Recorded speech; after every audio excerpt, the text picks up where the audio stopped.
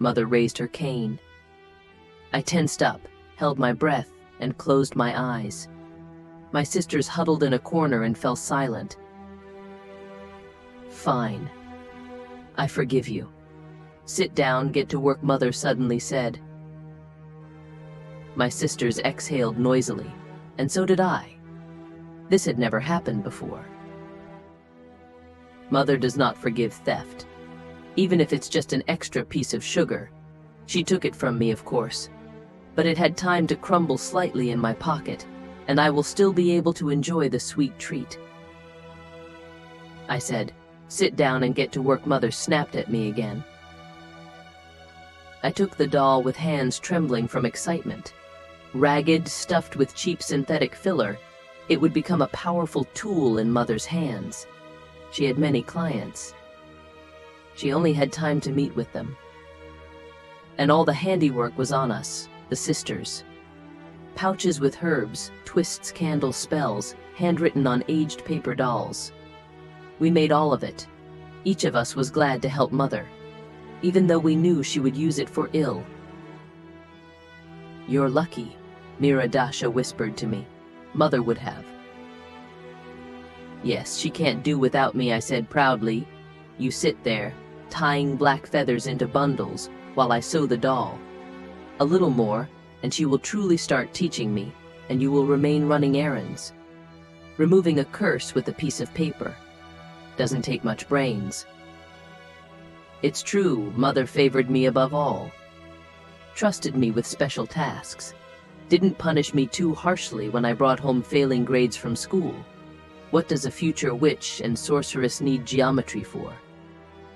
I have a different destiny. Of course, all my sisters had abilities, but I was the strongest. Mother was not my biological mother, nor was she to my sisters. They were not my blood relatives either. All 6 of us were taken from an orphanage by Mother at different times. Like my sisters, I was left without a family at an early age. I barely remember my parents. Their faces are almost erased from memory. After the fire, not a single photograph survived.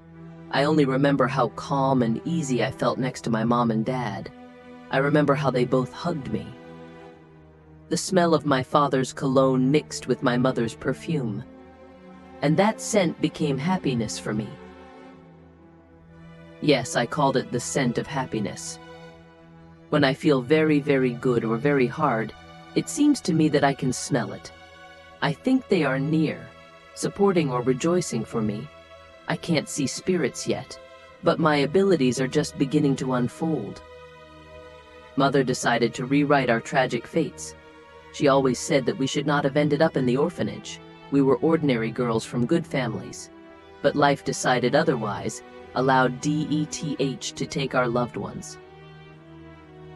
But I will raise you, grow you, as my own daughters. Because I can, Mother told us. She took care of us, raised, fed, and clothed us, and we, in turn, paid her with unquestioning obedience.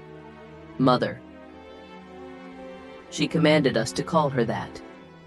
Not tall, beautiful, very noisy and quick. Gray hair tidied under a scarf. Light makeup. You wouldn't say she's a countrywoman. She doesn't limp, but always walks with a cane.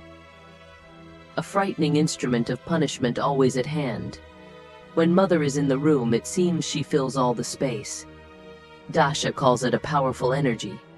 My sister feels the inner strength of a person very well. She secretly told me that I am stronger than Mother. I don't believe it. There is no one stronger than Mother. We sisters had 3 rooms, 2 in each. Dasha, with whom I live, is a quiet girl, so I'm practically the full-fledged mistress there. Of course, we wore hand-me-down clothes from each other. Our main food either grew in the garden or lived in the barnyard. Father Antip, Mother's taciturn husband, looked after the farm. He appeared in the house to spend the night and eat. All the rest of the time he was busy with affairs. Once a month, Mother and Father Antip went to the market for special products, such as sweets, for example. and we sisters were left alone in the big house. Mother gave us tasks, such that there was barely enough time to complete them. No free wandering and rest. Sitting sewing magical dolls or collecting pouches for curses, my thoughts flew to Mother's so-called office, to the attic. That is the only place where others were forbidden to enter. She practiced magic there. That's where I want to go. To see it all with my own eyes, to touch those books, to breathe in the scent of the brew, to listen to Mother whispering spells. Maybe even to see the dark entity she has lured and will now set upon someone. No matter, I will get there soon, and certainly before my older sisters, and not just because I am the most capable among them, and Mother singles me out, but because I have thought of something. I haven't shared it with anyone.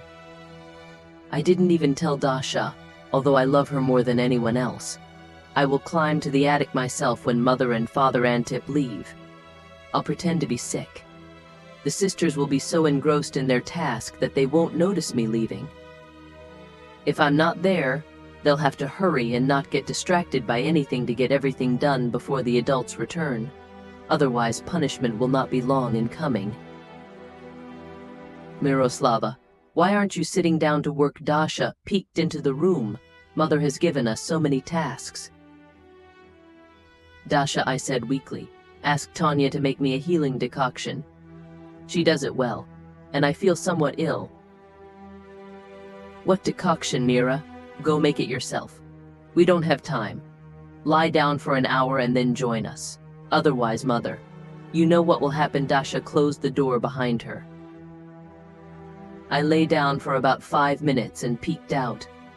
The girls were silently busy with their work. Trying not to make noise, I slipped out of the room and climbed out through the living room window.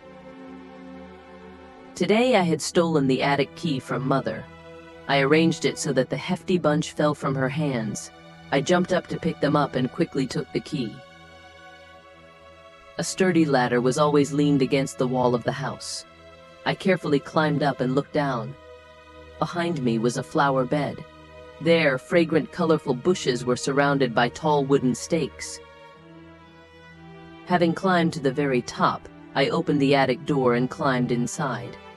Dark. Fumbling with my hand along the wall, I found the switch. Wow. This is not just an office, but a whole laboratory. Jars, vials, bundles, pouches, cabinets. Here are baskets with our magical dolls and twists, a stack of spells that we transcribe by hand. The table is cluttered with books. I approached it. In the center lay the largest one, in a leather binding. I decided it was some kind of special encyclopedia. Smiling, I put my hand on the cover and closed my eyes. Soon Mother will teach me everything. She's already working with my older sisters. But what are they compared to me? They still don't have the right to come up here. But I firmly know Mother will show me everything here. At that moment, I loved her with all my heart. And at that moment, I was happy. As usual, I fancied the familiar scent of happiness, a mix of my mother's perfume and my father's cologne. But now it was so sharp, as if they want to warn me, or stop me. Or, on the contrary, they shout, go to the end. Do not be afraid of Mother's wrath. I involuntarily tensed up, remembered her cane. Everything will be fine. I opened the book in the leather binding.